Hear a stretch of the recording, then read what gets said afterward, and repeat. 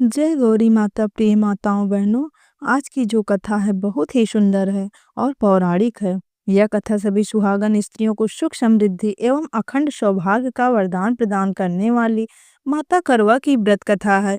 इस पवित्र कथा को जो भी सुहागन स्त्री सच्चे मन से श्रवण करती है, उसके सुहाग की लंबी आयु होती है और पति पत्नी के बीच रिश्ता मजबूत होता है। प्रिय माताओं बहनों, यह कथा भगवान शिव जी ने पार्वती को सुनाई थी। वही कथा आज हम आप सभी को सुनाने जा रहे हैं। इस कथा को आधा अधूरा छोड़कर जाने की गलती मत करना, अन्यथा आपको पाप लगेगा। जो भी व्रती स्त्री इस कथा को प्रारंभ से अंत तक श्रवण करती है, उसके सभी मनोरथ पूरे हो जाते हैं, उसके सभी कार्य सफल हो जाते हैं और पति पत्नी के बीच कभी लड़ाई झगड़ा नहीं होता है। घर में गरीबी और दरिद्रता नहीं आती, शत्रुओं का नाश होता है, माता लक्ष्मी का घर में आगमन होता है। इसीलिए आप इस कथा को पूरा सुने। मित्रों, मैं जगत के संचालक भगवान श्री हरि विष्णु से हाथ जोड़कर प्रार्थना करती हूँ कि जो भी श्रोतागण इस पवित्र कथा को सुन रहे हैं, आप उनके सभी मनोरथ पूरे कर देना और उन पर सदैव अपनी कृपा दृष्टि बनाए रखना। तो चलिए, आपका ज्यादा समय नष्ट न करते हुए कथा प्रारंभ करते हैं। मित्रों, एक दिन भगवान शिव जी कैलाश पर्वत पर बैठे हुए थे। तभी उनके पास आदि शक्ति माता पार्वती आती हैं और उन्हें प्रणाम करते हुए कहती हैं, हे जगत के नाथ, कृपया आप मुझे करवा चौथ व्रत कथा सुनाइए और यह भी बताएं कि इस व्रत को कौन सी स्त्रियां नहीं रख सकती हैं। हे प्रभु, मैं आपके मुख से इस पवित्र कथा को सुनने के लिए उत्सुक हूँ। माता पार्वती की यह बात सुनकर भगवान शिव जी मुस्कुराते हुए कहते हैं, हे देवी, आज आपने बहुत ही उत्तम प्रश्न किया है। आज मैं आपको एक बहुत सुंदर और पौराणिक कथा सुनाने जा रहा हूँ। मित्रों, कथा सुनाते हुए भगवान शिव कहते हैं, हे देवी, प्राचीन काल में सदनीरा नाम की एक नदी बहती थी। उस नदी के पास पालमपुर नाम का एक अत्यंत ही सुंदर राज्य था। उस राज्य के चारों तरफ सुख शांति थी। उसी राज्य में एक धनवान सेठ रहता था। वह बहुत ही धर्मात्मा था। वह प्रतिदिन गरीबों को दान पुण्य किया करता था। ईश्वर की कृपा से उसके घर में किसी चीज की कोई कमी नहीं थी। मित्रों, उस धनवान सेठ के 7 बेटे और एक बेटी थी। बेटी का नाम आंचल था। आंचल घर में सबसे छोटी थी, इसीलिए उससे सभी भाई उससे बहुत प्रेम करते थे, उसका बहुत ध्यान रखते थे। धीरे धीरे इसी प्रकार खेलते कूदते समय बीतता गया और आंचल बड़ी हो गई। फिर एक दिन सेठ ने अपने सभी बेटों को अपने पास बुलाया और कहा, बेटा, अब आंचल बड़ी हो गई है, अब इसका विवाह कर देना चाहिए। यह बात सुनकर सेठ के सभी बेटों को बहुत दुख हुआ, किंतु वह कर भी क्या सकते थे। एक दिन तो वैसे भी आंचल का विवाह होना ही था। फिर उन सातों भाइयों में सबसे बड़े भाई ने कहा, पिताजी, क्या आपने आंचल के लिए कोई अच्छा सा वर ढूंढ रखा है? अपने पुत्र की यह बात सुनकर शेठ ने कहा, बेटा, पड़ोसी राज्य में हमारे एक मित्र रहते हैं। उनका बहुत ही सुंदर एक योग्य लड़का है। तुम उनके पास अपनी बहन के विवाह का प्रस्ताव लेकर जाओ। फिर उनमें से 2 भाई अपनी बहन के विवाह का प्रस्ताव लेकर पड़ोसी राज्य में अपने पिता के मित्र के पास जाते हैं और उनके पुत्र के साथ अपनी बहन आंचल का विवाह तय कर देते हैं और अपने घर वापस लौट आते हैं और विवाह की तैयारी में जुट जाते हैं।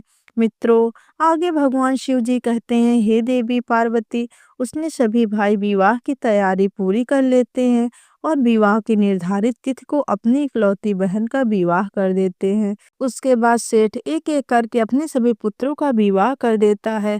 सेठ के सभी बेटे खुशी पूर्वक अपना जीवन व्यतीत करने लगते हैं। एक दिन आंचल अपने मायके अपने भाइयों से मिलने आती है। मित्रों, अपनी बहन को इतने दिनों बाद देखकर सभी भाई बहुत खुश हो जाते हैं और उसे दौड़कर गले से लगा लेते हैं। फिर उन सब ने अपनी अपनी पत्नियों से कहकर उसके खाने के लिए तरह तरह के व्यंजन बनवाए। लेकिन उन सभी भाइयों को यह नहीं पता था कि उस दिन कार्तिक मास कृष्ण पक्ष की चतुर्थी तिथि है। मित्रों, उस दिन सेठ की सभी बहुओं ने और सेठ की बेटी आंचल ने चौथ का व्रत रखा हुआ था। जब शाम को सेठ के सभी बेटे भोजन के लिए बैठे तो उन्होंने अपनी बहन को भोजन करने के लिए कहा। भाइयों के भोजन करने के लिए बुलाने पर आंचल ने अपने भाइयों से कहा, भैया, आज मेरा व्रत है, आप सभी भोजन कीजिए, मैं भगवान रजनीश अर्थात चंद्रदेव को अर्घ देकर व्रत पूरा करके ही भोजन करूंगी। अपनी बहन आंचल के यह कहने पर भाइयों को बहुत दुख हुआ और वह सोचने लगे, बहन सुबह से भूखी है और अभी चंद्रदेव भी प्रकट नहीं हुए। फिर सभी भाइयों ने एक योजना बनाई और छोटे भाई को एक मशाल देकर कहा कि जाओ और दूर किसी पेड़ पर चढ़कर यह मशाल जला देना और उससे आगे एक छलनी लगा देना। यह सब योजना उस सेठ की बहुएं चुपचाप सुन रही थी। मित्रों, फिर योजना अनुसार सबसे छोटा भाई ने नगर से दूर जाकर एक ऊंचे से पेड़ पर चढ़कर मशाल से अग्नि लगा दी और उसके आगे गोल छलनी लगा दिया। यह देखकर आंचल के भाई उसके पास आए और कहा, बहन चंद्रमा निकल आया है, अब तुम भगवान चंद्रदेव को अर्घ देकर हम सबके साथ भोजन करो। मित्रों, चंद्रमा को देखकर आंचल ने अपनी सभी भाभियों से कहा, भाभी देखो चंद्रदेव बाहर निकल आए हैं, अब आप लोग भी अर्घ देकर व्रत पूरा कीजिए और हम सबके साथ भोजन करिए। अपनी ननद की यह बात सुनकर सेठ की सभी बहुएं हंसने लगी। उन्हें तो पहले ही पता था कि अभी चांद नहीं निकला, वह तो उसके भाइयों की एक चाल है। फिर उसकी भाभीओं ने उसे समझाया कि वह चंद्रमा नहीं है, किंतु आंचल को उनकी बातों पर यकीन नहीं हुआ और वह उसकी मशाल को चंद्रमा समझकर पूजा करने लगी और अर्घ देने लगी और अपना व्रत पूरा किया। उसके बाद अपने भाइयों के साथ भोजन करने बैठ गई। मित्रों, आंचल ने जैसे ही पहला निवाला अपने मुंह में डाला, उसे छींक आ गई। दूसरा निवाला मुंह में डाला तो उसमें बाल निकल आया। इसके बाद जैसे ही उसने भोजन का तीसरा निवाला मुंह में डालने को किया, तभी उसके ससुराल से एक व्यक्ति भागते हुए आता है और आंचल को बताता है उसके पति की तबीयत बहुत खराब है, वह ज्यादा समय तक जीवित नहीं रह सकता है। जैसे ही आंचल ने यह बात उस व्यक्ति के मुख से सुनी, वह तुरंत अपने ससुराल के लिए चल देती है। उसके पीछे पीछे उसके भाई और उसकी सभी भाभियां भी उसके ससुराल पहुंच जाती हैं। इसके बाद उसकी भाभी उसे सच्चाई बताती हैं। उसके साथ ऐसा इसलिए हुआ क्योंकि उसने करवा चौथ का व्रत तोड़ दिया था। उसके भाइयों ने उसे अपने साथ भोजन कराने के लिए दूर किसी पेड़ पर चढ़कर मशाल से अग्नि जलाकर झूठ बोला था कि चांद निकल आया है और तुमने उनकी बातों को सच मानकर अपना व्रत तोड़ दिया। इसी कारण से तुम्हारे पति की तबीयत खराब हो गई। मित्रों, सच्चाई जानने के बाद आंचल यह प्रतीक्षा करती है कि कुछ भी हो जाए वह अपने पति को कुछ नहीं होने देगी, परंतु दुर्भाग्यवश कुछ दिनों बाद उसके पति की मृत्यु हो जाती है। पति की मृत्यु के दुख को वह सहन नहीं कर पाती और वह मूर्छित होकर वहीं पर गिर जाती है। जब उसे होश आया तो वह चीखते हुए बोली, मैं अपने पति का अंतिम संस्कार नहीं होने दूंगी, मैं अपने पति से दूर नहीं रह सकती, मैं अपने पतिव्रता और सतीत्व की शक्ति से अपने पति के प्राणों को वापस लाऊंगी।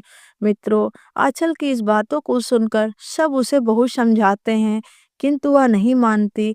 नगर के लोग उसके पति को शमशान के अंतिम संस्कार के लिए ले जाते हैं। आंचल भी उनके पीछे पीछे अपने हठ और पति के वियोग में शमशान तक चली जाती है और वहां अपने पति की चिता जलाने से रोकती है और कहती है, यदि किसी ने चिता को अग्नि दी तो मैं भी इसी अग्नि में जलकर भस्म हो जाऊंगी। आंचल के हट के आगे किसी की नहीं चली। मित्रों, किसी ने सच ही कहा है, राजहट, बालहट और स्त्री हट के आगे स्वयं भगवान को भी नहीं चलती और हम सभी तो साधारण मनुष्य हैं। आगे की कथा सुनाते हुए भगवान शिव कहते हैं, हे देवी पार्वती, आंचल की जिद के आगे सबको हारना पड़ा और सभी लोग वापस चले आते हैं और इधर आंचल अपने मृत पति को लेकर दूर कहीं एक झोपड़ी में रहने लगती है और अपने पति को जीवित करने के लिए भगवान की पूजा व्रत आदि करने लगती है। एक साल बीत जाता है। आंचल उसी दिन का इंतजार करती है जब उसने अपने मायके में चतुर्थी का व्रत तोड़ा था। एक वर्ष बीतने के बाद जब फिर से वही कार्तिक मास की चौथ का दिन आता है, तो आंचल अपने पति के प्राणों के लिए निर्जला करवा चौथ का व्रत रखती है और अपने पति को पुनर्जीवित करने के लिए आदि शक्ति माँ जगदम्बा भवानी से प्रार्थना करती है, हे चौथ माता, मेरे पति के प्राणों को वापस लौटा दीजिए, मैं उसके बिना जीवित नहीं रह सकती। यदि आप मुझे मेरा सुहाग वापस नहीं लौटाएंगी तो मैं यहीं पर अपना सिर पटक पटक कर अपनी जान दे दूंगी। प्रिय माताओं बहनों, जब आंचल का चौथ का व्रत पूरा होने को रहता है तो उसके पति से आदि शक्ति माँ जगदम्बा भवानी प्रसन्न हो जाती हैं और कहती हैं, हे पुत्री, मैं तुम्हारी भक्ति और व्रत से अत्यंत प्रसन्न हूँ। यदि तुम अपने पति को वापस पाना चाहती हो तो तुम्हें पूजा पूर्ण करने के बाद करवा में रखा हुआ थोड़ा सा जल अपने पति के मुंह में डालना होगा। ऐसा करने से तुम्हारा पति फिर से जीवित हो जाएगा। इतना कहकर माता जगदम्बा अंतर्ध्यान हो जाती हैं। उसके बाद आंचल पूजा पूर्ण करने के बाद करवा का पानी अपने पति के मुंह में डालती है और उसका पति फिर से जीवित हो जाता है। इस तरह दोबारा से उसका पति उसे वापस मिल जाता है। फिर आंचल माँ गौरी से प्रार्थना करती है, हे माँ गौरी, जिस प्रकार आज आपने मेरे सुहाग की रक्षा की है और मुझे फिर से सुहागन बना दिया, ठीक उसी प्रकार संसार की सभी पतिव्रता स्त्रियों के सुहाग की रक्षा करना और उन्हें सदा सुहागन का वरदान देना। आगे भगवान शिव कहते हैं, हे देवी, इस प्रकार से यह कथा समाप्त हुई। फिर माता पार्वती कहती हैं, हे नाथ, आपने यह तो बताया ही नहीं कि कौन सी स्त्रियों को यह व्रत नहीं रखना चाहिए। मित्रों, माता पार्वती की यह बात सुनकर भगवान शिव जी कहते हैं, हे देवी, अब मैं तुम्हें एक और कथा सुनाने जा रहा हूँ। उसके बाद तुम्हारे इस प्रश्न का उत्तर दूंगा। तुम इस कथा को ध्यान पूर्वक सुनना और जो भी स्त्री इस कथा को सुनती है उसे पूरे फल की प्राप्ति होती है और वह सदा सुहागन रहती है। तभी देवी पार्वती कहती हैं, हे प्रभु, आप कथा कहिए, मैं तो आपके मुख से कथा सुनने के लिए बहुत उत्सुक रहती हूँ। कृपया आप कथा कहिए। मित्रों, भगवान शिव जी कथा सुनाते हुए कहते हैं, हे देवी पार्वती, देवगुरु राज में एक सुंदर नगर था। उस नगर में एक धनवान व्यापारी रहता था। उसके घर में धन दौलत की कोई कमी नहीं थी। कुछ समय बाद उसके घर वालों ने उसका विवाह रूपल नाम की एक सुंदर लड़की के साथ कर दिया। वे दोनों एक दूसरे से बहुत प्रेम करते थे। ऐसे ही सुखपूर्वक वह दोनों अपना जीवन व्यतीत करने लगे। एक दिन व्यापारी किसी काम से दूसरे राज्य को जा रहा था। तभी अचानक से उसे बहुत जोर से प्यास लग जाती है और प्यास के मारे उसका गला सूखा जा रहा था।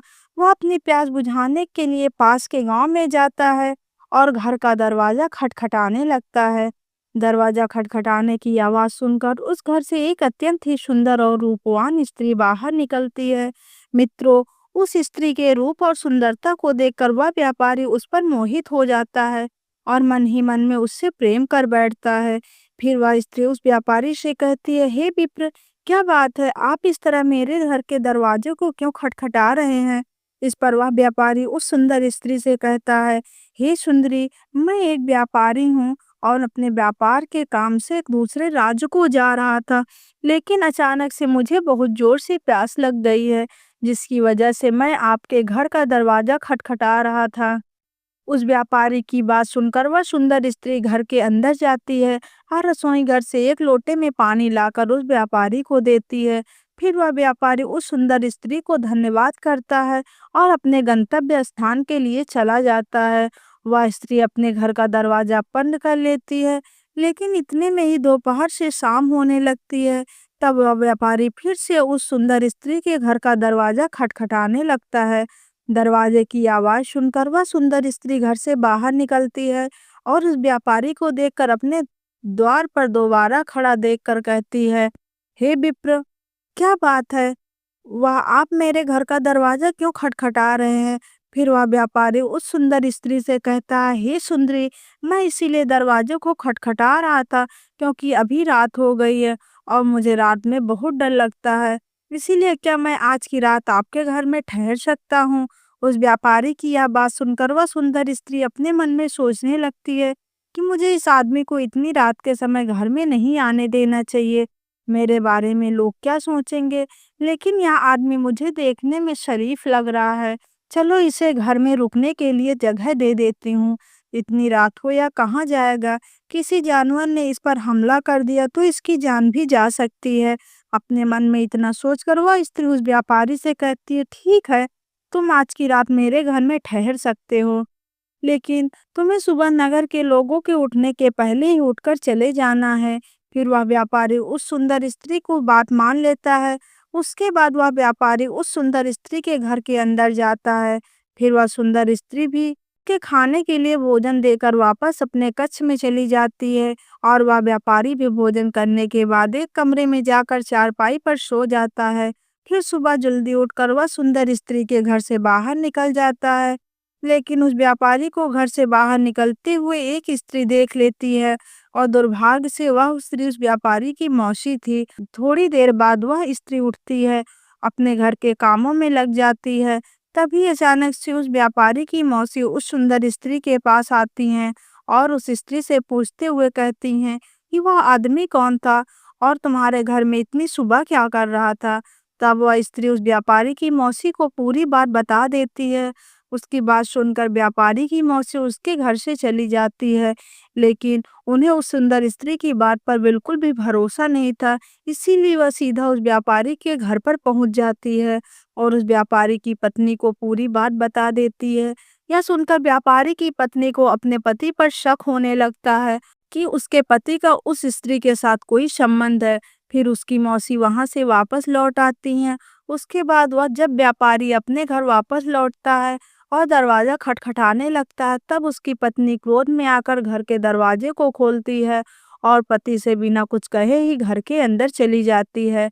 अपनी पत्नी की इस व्यवहार को देखकर वह व्यापारी बड़े ही आश्चर्य में पड़ जाता है, क्योंकि उसकी पत्नी पहले ऐसा कभी नहीं करती थी।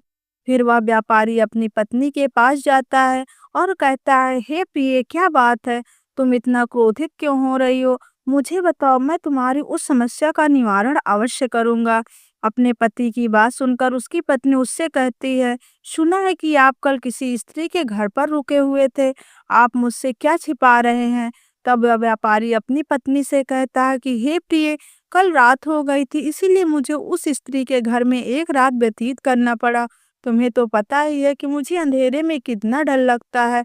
बस यही इतनी सी बात है, मेरा उस स्त्री के साथ कोई भी संबंध नहीं है। लेकिन अपने पति की बात सुनकर उसे विश्वास नहीं हो रहा था और वह यही बार-बार कह रही थी कि अगर अंधेरे से भय लगता है तो तुम किसी और के घर में नहीं रुक सकते थे। मुझे तो लगता है तुम्हारा उस स्त्री के साथ ज़रूर कोई ना कोई संबंध है, जिसे तुम मुझे नहीं बता रहे हो। इसी बात को ले वह व्यापारी और उसकी पत्नी आपस में लड़ते रहे। यह बात यहीं तक नहीं रुकी, बल्कि यह बात वहां तक पहुंच गई कि दोनों लोग एक दूसरे को छोड़ने के लिए तैयार हो गए। फिर उन दोनों ने एक दूसरे को छोड़ दिया और एक दूसरे से अलग-अलग रहने लगे। उसकी पत्नी अपने मायके में जाकर रहने लगी। वह व्यापारी अपने व्यापार का काम करने लगा, लेकिन जब भी वह व्यापारी वापस अपने घर आता था, वह बहुत ही उदास हो जाता था। इधर उसकी पत्नी का भी मायके में मन नहीं लग रहा था। वे दोनों एक दूसरे को बहुत याद कर रहे थे। फिर एक दिन संयोगवश वो दोनों वापस एक दूसरे से मिलते हैं और दोबारा से अपना जीवन व्यतीत करने लगते हैं। लेकिन अब उसकी पत्नी को अपने पति से घृणा होने लगी थी और झूठ-मूठ कर उसकी पत्नी उससे प्रेम करती थी। मित्रों, भगवान शिव कहते हैं, हे देवी पार्वती, ऐसे ही दिन गुजर रहे थे। लेकिन उसके कुछ दिनों बाद जब वह व्यापारी अपने व्यापार के कार्य से कहीं गया हुआ था, तो उसकी पत्नी घर पर अकेली थी और स्नान करके अपने बालों को सुखा रही थी। तभी अचानक से उसके घर के सामने एक अत्यंत सुंदर नवयुवक गुजर रहा था, जिसे देखकर वह व्यापारी की पत्नी उस पर मुग्ध हो गई और उस नवयुवक के पास पहुंचकर उससे मीठी-मीठी बातें करने लगती है, जिससे वह नवयुवक भी उसके रंग रूप को देखकर उस पर मुग्ध हो जाता है और उस व्यापारी की पत्नी के साथ संबंध बनाने लगता है। ऐसे ही कई दिन बीत जाते हैं। फिर जब चौथ आता है, तब वो स्त्री अपने पति के लिए करवा चौथ का व्रत रखती है, लेकिन वह अपने पति से चोरी छिपे भोजन कर लेती है और उसके मन में अपने पति के प्रति हीन भावना थी। इसीलिए वह ऐसा कर रही थी और करवा चौथ का व्रत पूरा करने के बाद जैसे ही व्यापारी अपनी पत्नी को अपने हाथों से पानी पिलाने वाला होता है, तभी अचानक से वह व्यापारी जमीन पर मूर्छित होकर गिर जाता है। यह अनोखा दृश्य देखकर व्यापारी की पत्नी बहुत ही भयभीत हो जाती है और अपने पति को उठाने लगती है, लेकिन उसका पति ना तो कुछ बोल रहा था और ना ही अपनी आंखें खोल रहा था। फिर वह स्त्री भागते हुए नगर के वैद्य को बुला कर लाती है। फिर वह वैद्य व्यापारी की हाथ की नब्ज देकर व्यापारी की पत्नी को बताता है कि आपके पति की मृत्यु हो चुकी है, अब इसका अंतिम संस्कार करवा दे। वह वैद्य अभी इतनी बात कह ही रहा था कि तभी व्यापारी के माता-पिता वहाँ पर आ जाते हैं और उस वैद्य के मुख से यह बात सुनकर अपनी बहू पर बहुत क्रोधित हो जाते हैं। फिर वह वैद्य वहाँ से चला जाता है। उसके बाद उसके ससुर उससे कहते हैं, "अरे पापनी, तूने ये क्या किया? मार डाला मेरे बेटे को, मार डाला तूने, अवश्य ही कोई पाप कर्म किया है, जिसका फल आज मेरे पुत्र भुगत रहा है। इसीलिए अब तू मेरे घर में नहीं रह सकती।" तब व्यापारी की पत्नी अपने ससुर से कहती है, "नहीं, नहीं पिताजी, मैंने ऐसा कुछ नहीं किया और अगर आप मुझे घर से निकाल देंगे तो मैं कहाँ जाऊँगी? किसके सहारे अपना जीवन यापन करूँगी?" फिर उस व्यापारी के पिता उससे कहते हैं, "अरे दुराचार औरत! तू कहीं पर भी रहकर मर जा, लेकिन अब तो मेरे घर में बिल्कुल भी नहीं रह सकती। चाहे तू किसी नदी में कूदकर अपने प्राण दे दे, हमें इससे कोई फ़र्क नहीं पड़ेगा।" व्यापारी की पत्नी से इतना कहकर वह उसे घर से धक्का मार निकाल कर बाहर कर देता है। फिर व्यापारी की पत्नी वहाँ से एक वन की तरफ जाने लगती है और उधर उस व्यापारी के माता-पिता दुखी मन से अपने पुत्र का अंतिम संस्कार कर देते हैं। इधर व्यापारी की पत्नी वन के अंदर जा रही थी कि तभी अचानक से वह देखती है कि एक सुंदर सन्यासिनी महात्मा एक बड़े से वृक्ष के नीचे बैठकर ध्यान साधना में लीन है। सन्यासी महात्मा को देखकर व्यापारी की पत्नी महात्मा जी के पास पहुंच जाती है और जोर-जोर से विलाप करने लगती है। उसके विलाप की आवाज़ सुनकर महात्मा जी अपनी आंखें खोलते हैं और व्यापारी की स्त्री से कहते हैं, "हे पुत्री, क्या हुआ?" तब वह स्त्री महात्मा जी को पूरी बात बता देती है।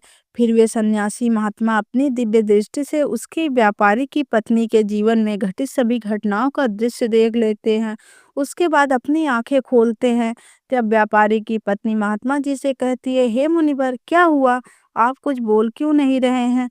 उस व्यापारी की पत्नी की यह बात सुनकर सन्यासी महात्मा उससे कहते हैं, "हे पुत्री, तुम्हारे एक पाप कर्म की वजह से आज तुम्हारे पति की मृत्यु हो गई। तुम्हें याद है ना कि जब एक दिन तुम्हारा पति व्यापार के काम के लिए दूसरे नगर गया हुआ था और वहां एक स्त्री के घर में रुक गया था। फिर वह तुम्हारा पति उस स्त्री के घर से बाहर निकल रहा था। तब तुम्हारी मौसी ने उस स्त्री के घर से निकलते हुए देख लिया था और तुम्हें सारी बात बता दी थी, जिसके कारण तुम अपने पति से बुरा व्यवहार करने लगी थी और अपने पति के प्रति बदले की भावना लेकर तुम अपने मन में सोचने लगी थी कि मेरे पति का जरूर उस स्त्री के साथ संबंध है। इसीलिए तुम एक दिन अपने मन में बदले की भावना लेकर स्नान करके बाल सुखा रही थी। तभी अचानक से तुम एक नवयुवक को देखकर उस पर मोहित हो गए और उसके साथ संबंध बनाने लगे। फिर जब करवा चौथ का व्रत आया तब तुमने अपने पति के लिए झूठा व्रत किया, क्योंकि तुमने तो अपने पति के चोरी छिपे भोजन कर लिया था और माता चौथ का अपमान किया। और यही नहीं, तुमने पराये पुरुष से संबंध भी बनाया था। इसीलिए आज पति की मृत्यु हो गई और इन सभी पाप की वजह से तुम्हारी ऐसी हालत हो गई है। ऐसी स्त्रियों को भूलकर भी करवा चौथ का व्रत नहीं रखना चाहिए। यह बात सुनकर व्यापारी की पत्नी महात्मा जी से कहती है कि हे मुनिवर, मुझे अपनी भूल पर बहुत दुख है। मुझे अपने पति पर इस तरह से शक नहीं करना चाहिए था। लेकिन आप कहना क्या चाहते हैं? आप मुझे विस्तार से बताइए कि वे कौन सी स्त्रियां होती हैं जिन्हें भूलकर भी करवा चौथ का व्रत नहीं रखना चाहिए। तब वे सन्यासी महात्मा कहते हैं, सुनो, शास्त्रों के अनुसार करवा चौथ का व्रत पति और पत्नी से आपसी प्रेम और विश्वास को मजबूत बनाने वाला पवित्र व्रत होता है।